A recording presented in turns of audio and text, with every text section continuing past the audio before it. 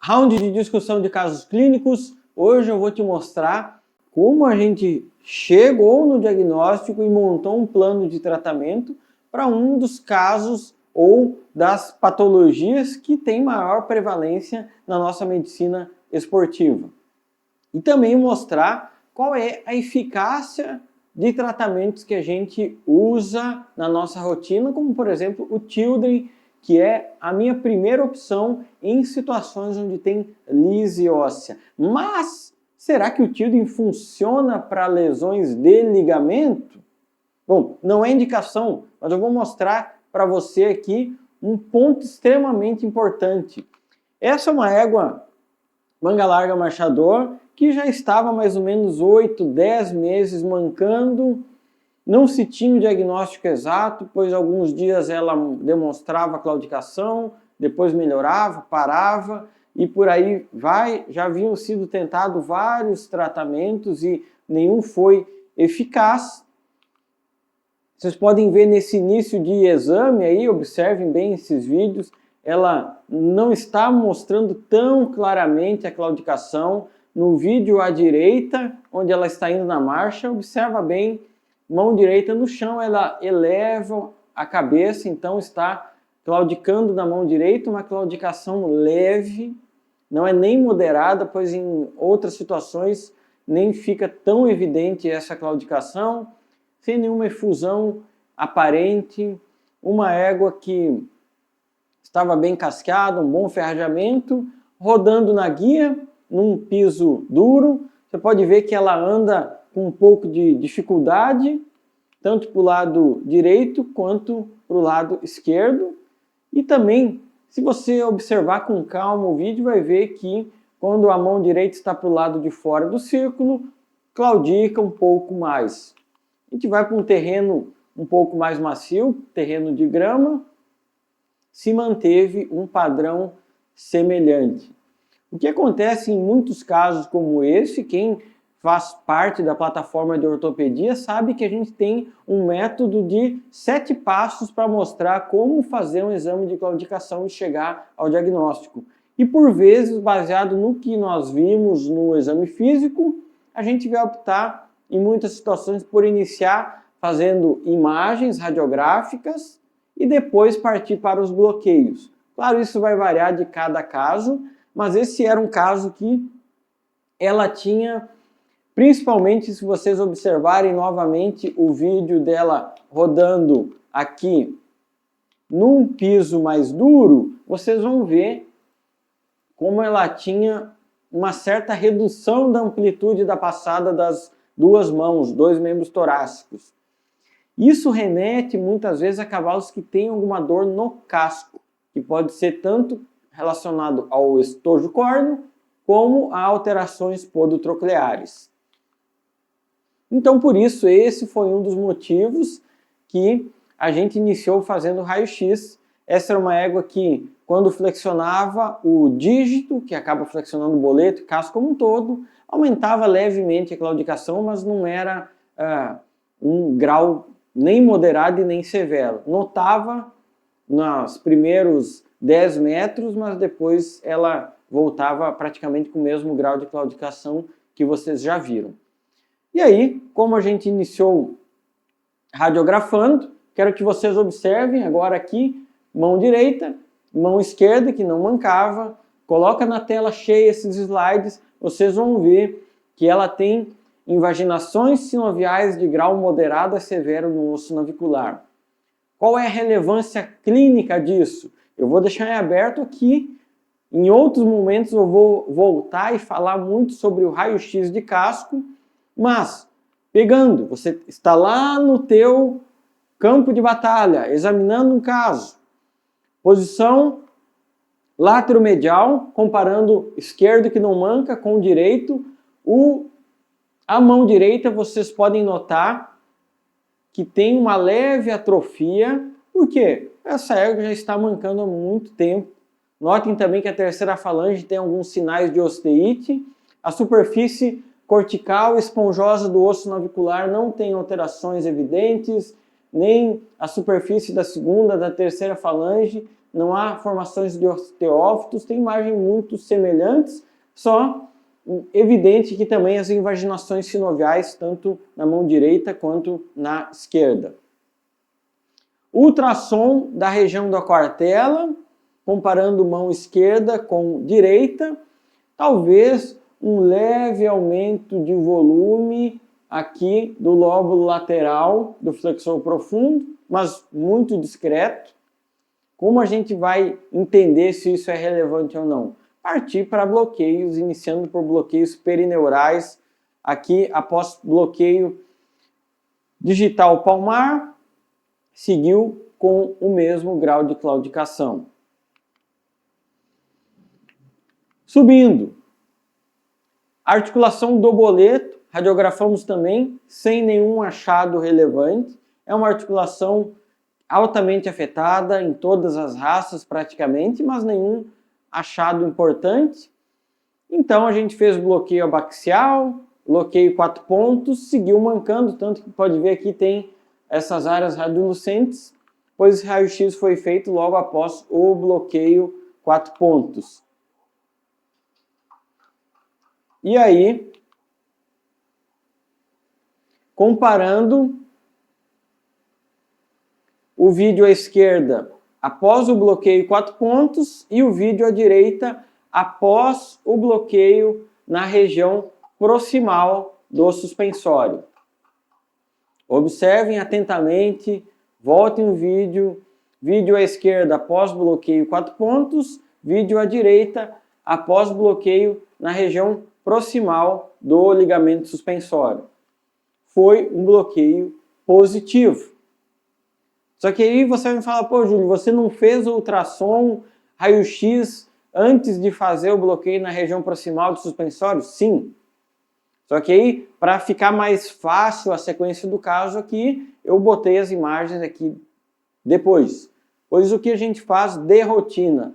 Se bloqueou 4 pontos baixos, o cavalo seguiu mancando, antes de eu fazer qualquer bloqueio proximal, eu vou fazer raio-x, vou fazer ultrassom, vou avaliar e depois vou fazer o bloqueio. Foi o que a gente fez.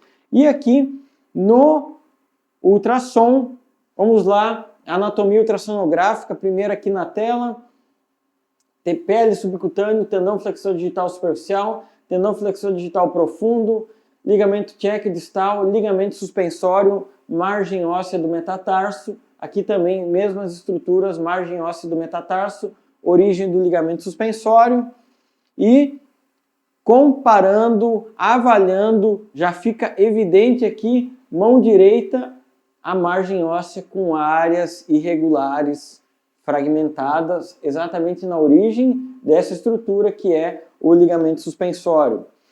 Imagem em flexão, que é quando a gente flexiona o membro e consegue deixar mais evidente os lóbulos medial e lateral. Medial e lateral, aqui, importante, olhem que diferente essa imagem. À esquerda da tela está a mão esquerda, à direita da tela está a mão direita.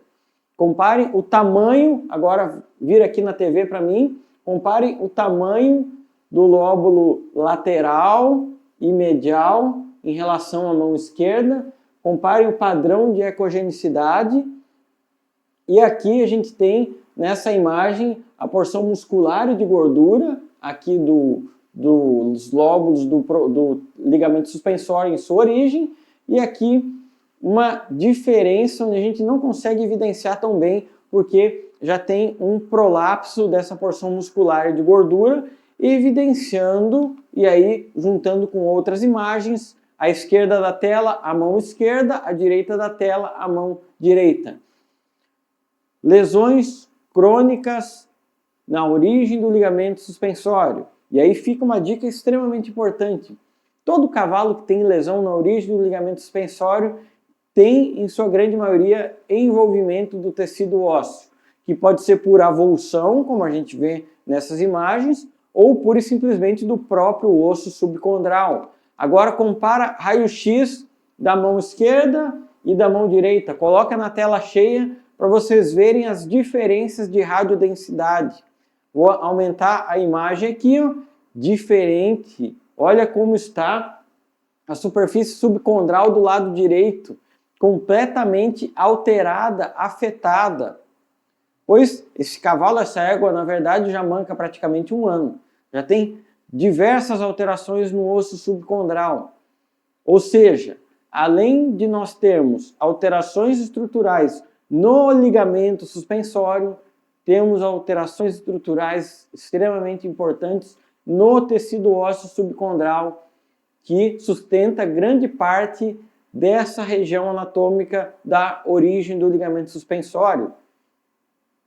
Se a gente tivesse, não foi feito, mas das experiências que eu trago, pois eu trabalho com ressonância magnética já tem 13 anos, leio laudos toda semana vindos da Colômbia e de alguns sistemas aqui do Brasil. Se a gente tivesse feito ressonância nesse caso, possivelmente a gente teria, se fosse um caso agudo, alterações mostrando líquido nessa região de origem do ligamento suspensório e, numa fase crônica, algo como isso, uma área de esclerose no ligamento, na origem do metacarpo, que é onde tem a principal região de origem do ligamento suspensório. Logo, um caso como esse, onde temos lesão do ligamento suspensório, lesão estrutural no tecido ósseo subcondral, a gente precisa montar um plano de tratamento para controlar isso. E foi exatamente o que a gente fez nessa situação. E aqui eu vou mostrar um caso muito semelhante para vocês, onde, naquele caso que eu mostrei anteriormente, um caso crônico, a gente conseguiu manejar o animal, voltou a competir, inclusive. Mas agora eu vou mostrar para vocês um caso que teve uma claudicação aguda, com poucos achados ultrassonográficos, na verdade nenhum achado ultrassonográfico, nenhum achado radiográfico, mas tinha um bloqueio positivo na região proximal do ligamento suspensório. Logo, eu sei, e fica a dica para você, que em muitas situações como essa, se esse cavalo tivesse feito ressonância magnética, talvez teria uma imagem semelhante a essa, de alteração subcondral com líquido, com fluido nessa região. Isso em função do quê? Do impacto repetitivo dessa região que precisa sustentar toda a origem do ligamento suspensório. Então, vou mostrar aqui um caso. Veja o grau de claudicação dessa égua, uma égua 1/4 de milha, de 3 anos, iniciando o treinamento, uma claudicação severa, que só parou após o bloqueio na região proximal e após perfusão regional com Tilden. Só 2 perfusões. Comparem antes e depois, somente após 2 perfusões regionais com Tilden. Altamente eficaz. E já tem artigo científico com descrição de relatos de casos, 5 cavalos de corrida com lesão proximal de suspensório, onde fizeram ressonância. Na ressonância tinha uma imagem semelhante a essa aqui, com edema ósseo na subcondral, na região proximal do metacarpo. Fizeram perfusão com Tilden e de 5 cavalos, 4 tiveram melhora de 100% clínica e na imagem. E aqui a gente vê a melhora clínica evidente.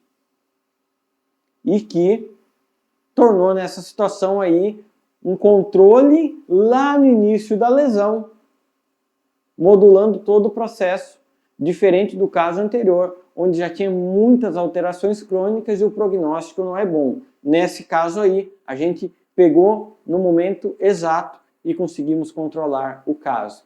Então, mais uma grande resposta da utilização do Tilden, especialmente da forma que a gente gosta e que mais utiliza, que é via perfusão regional.